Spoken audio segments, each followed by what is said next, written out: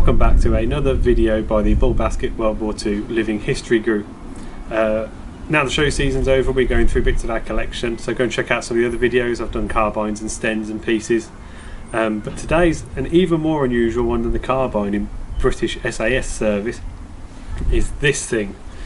So we're going to go through the history of this rifle, what it is, and why we think it was in an SAS patrol. So while we were in France on the 80th celebrations of Bulbasket, going around the area as a group in the Jeep, we come across a picture on an information board by the camp showing a picture I'd seen before of an SAS trooper laying his bedding roll within the camp at Verrières with a rifle leant up against his burger. Now we could see it wasn't the number 4. The number 4 was quite distinctive. This is definitely too big for what it was, so we figured it was some kind of hunting or sporting rifle. But why was it there? Was it a French one that they'd been given or come across? Was it something they took themselves? So we started doing some research, and where we started was we knew that a lot of the auxiliaries, a lot of the Bulbasket troops, were ex-auxiliaries. Auxiliaries were this sort of British resistance. If we'd have ever been invaded, we had resistance networks set up, and they would have conducted sabotage operations just like the French resistance do. Now, we know they used 2.2 rifles because after Dunkirk, the British Army have lost a lot of its weapons, and we're now trying to increase the Army's numbers significantly. We're making a lot more rifles, but production isn't catching up. So rifles that were used as training were now being taken away and given to the infantry. Now we've got less time to train them, as people who've never held a rifle and haven't got time to equip themselves with a 303 has been a good shooter with them. They would start with 2.2 rifles, and there was many different types. BSA made some. We used to get them from Winchester. There's all sorts of places we had them from. In fact, all the sporting gun shops ran out of stock after Dunkirk because the military just took them all as training rifles. But also the auxiliaries took them, and although if you can see the comparison here between a 303, the 30 carbine which the SAS used in the M1 carbine, and this fires either a 2.2 short, 2.2 long, or 2.2 long rifle. It will fire all three, and you think, like many people do, they go, oh well, it's not even an effective round, it's a non-lethal round. That is absolutely lethal, and the auxiliaries would have used these to continue the mission, as they say. So you had a chance of assassinating somebody with this rifle, and one, if you miss, you haven't had a big rifle cartridge go off, you might even have a chance to reload and try again, but also you got more chance of just hitting someone and getting away. Now, as I said, a lot of the Bulbasket troop were ex-auxiliaries, so they would have had access to 2.2 rifles. Also, a lot of people worked on farms and things, so would have gone hunting with these. So I think this was taken, we thought as a research, it would have been taken by one of the ex-auxiliary members, probably as something he'd have been using. So then we had to determine, is it a BSA, is it a Winchester? We went through so many different makes and models of these things, and none of them were quite right. And absolutely by fluke, I put in World War II 2.2 rifle, and this very one come up for sale. And as I saw the picture, I thought that looks very similar. And me and another member started looking into it, and sure enough, we think we've identified it. We sent it off to some of the historians, and they think they've confirmed yes, that was. And apparently, no one seemed to know what it was. So we've added a little bit to the book and solved a question as it was around Bulbasket. So, what is after that waffle? What is this rifle? This is a Mossberg 42MB. This one in particular is a Mossberg 42MBa. This is a later war one. You'll see the difference is really production. So you'll see in the picture that's in the camp, it's an MB, not an MBA. It has a standard V sight mounted here. It has a slightly different foresight protector.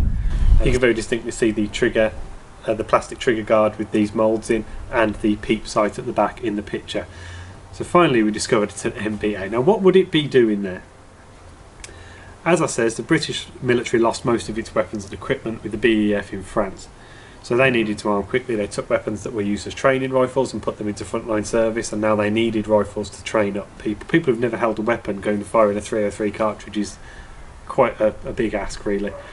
So to train on marksmen, people have always used 2.2s. Even the boys' anti-tank rifle, they made a 2.2 adapter for, so that you could fire 2.2s to learn the skills. So that's what this was bought in for.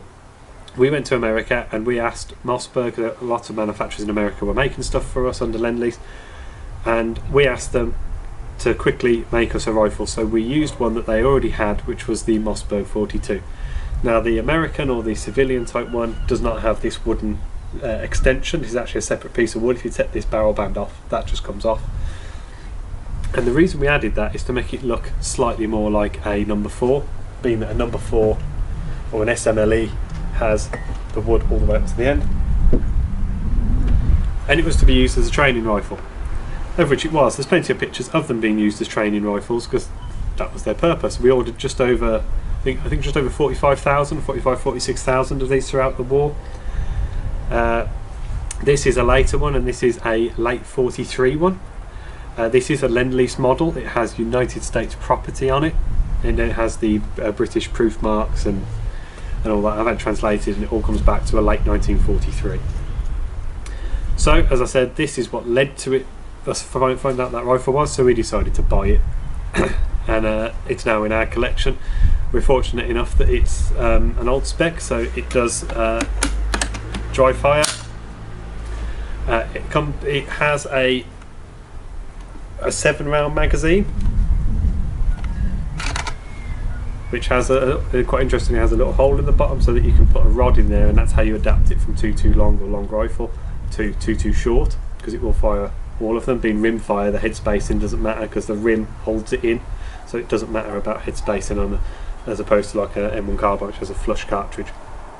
So that's the Mossberg 42MBa. As I say, ours is the A, as it does not have that rear sight. It's nice to have a genuine wartime example, and it still has all the clear United States property marks on it, as you can't lend something you don't own. So everything the Americans did on Lend-Lease is stamped United States property. So this will have had an interesting story. It will have come over here at some point, then gone back to America, and then it's been shipped back in again. I think it was bought back in around 47 as a 1947 mark there, but either way, it's an interesting piece, and we're very lucky to have it in the group and part of the display and tell that story.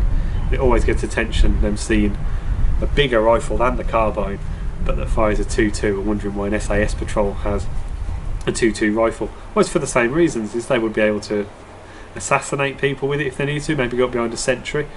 But I think the main purpose of this rifle in the Bulbasket camp was hunting.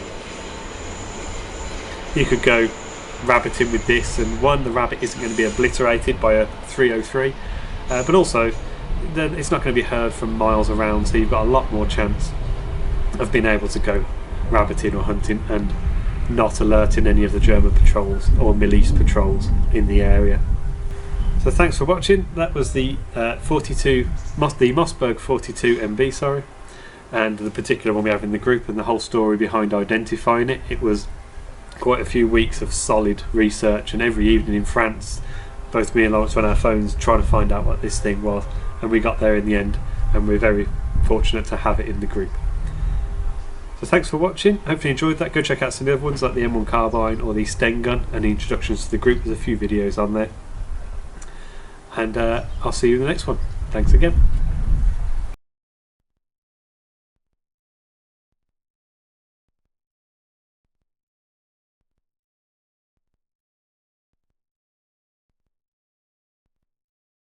Had less time to train, who've never held a rifle.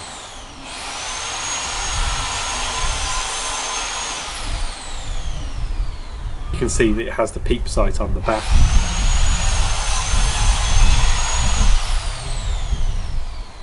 These were the sort of British Home Guard, such as BSAs and Winchesters. We are getting all the wildlife today.